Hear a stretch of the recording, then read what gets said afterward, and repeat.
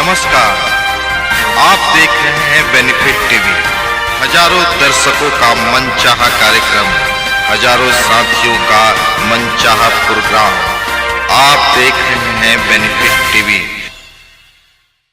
हमारे राष्ट्रीय शरद पवार जी एक माननीय बहुत बड़े लीडर हैं जो आज के देश में हमारे समझ से आज तक कोई ऐसा लीडर नहीं बने हैं और हमारी खुशनसीबी है कि वो हमारे अध्यक्ष हैं, राष्ट्रीय अध्यक्ष हैं और हम लोग उनके नेतृत्व में काम कर रहे हैं।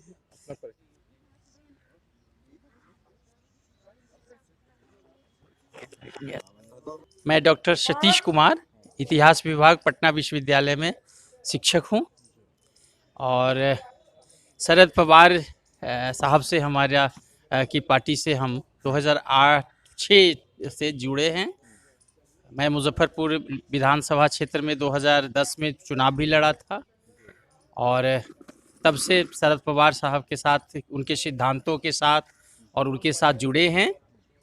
आज शरद पवार साहब हमारे राष्ट्रीय अध्यक्ष हैं और उनका आज जन्मदिन है, 81वां जन्मदिन है और हम सभी कार्यकर्ता आज यह दिवस किसान विजय दिवस के रूप में मना रहे हैं। वो किसान जो 11 महीने से सर्दी गर्मी बरसात में दिल्ली और विभिन्न जगहों पर अपनी कुर्बानी दे रहे थे, 700 किसान इस दौरान मर गए हैं। हालांकि सरकार के पास एक भी किसान की डाटा नहीं है, वो कहती है कि डाटा हमारे पास नहीं है कि किसान कितने मर गए, लेकिन हमारे शरद पवार साहब ऐसे किसान नेता थे और ऐसे कृषि मंत्री रहे कि बिना मांगे 11 महीने के हड़ताल के और अनशन और आंदोलन के बाद किसान को आज वापस जाना पड़ा है।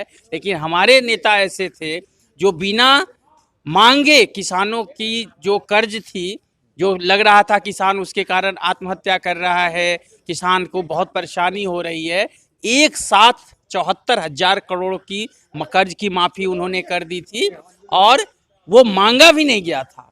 और वही किसान 11 महीने से सर्दी गर्मी बरसात में सड़कों पर गुजारा है, उसके लिए बाड़ लगाए गए हैं, गड्ढे खोदे गए हैं, पुलिस बुलाई गई है, उन्हें आतंकवादी कहा गया है, नक्सलवादी कहा गया है, पाकिस्तानी कहा गया है, खालिस्तानी कहा गया, पता नहीं किस किस नाम से उसको अपशब्द कहा गया है।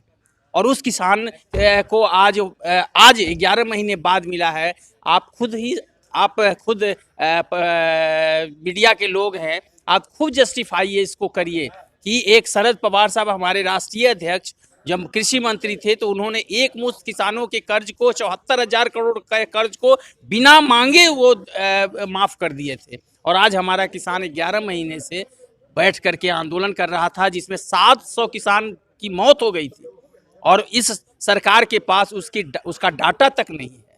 तो ये इस तरह से है, इसलिए हम अपने राष्ट्रीय अध्यक्ष शरद पवार साहब की आज जन्मदिन पर ढेर सारी शुभकामना देते हैं, उनके स्वस्थ और दीर्घ आयु की कामना करते हैं और हम कहते हैं कि शरद पवार साहब जैसे जो लोग हैं वो युग पुरुष होते हैं, वो कभी कभी समाज में पैदा होते हैं और इसलिए हम चाहते हैं कि उनकी लंबी उम्र दीर्घ आयु हो और वो हम सबों के बीच में स्वस्थ होकर के इसी तरह हम सबको प्रेरित करते रहें आगे बढ़ने के लिए।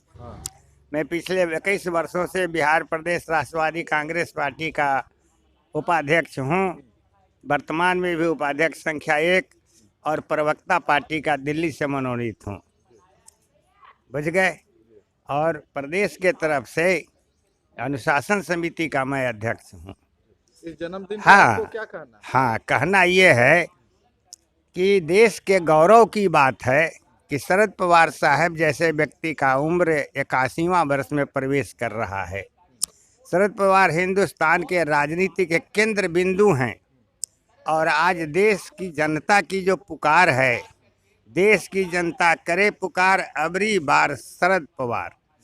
एक प्रमाण आपको मैं और दे रहा हूं, भारत की सरकार किसानों के विरोधी रही है। पिछले 15 महीनों से किसानों के आंदोलन का समर्थन करने वाले शरद पवार साहब ने बहुत पहले ही कहा था किसानों की जीत होगी, सरकार को मानना पड़ेगा और अंतो ये हो गया।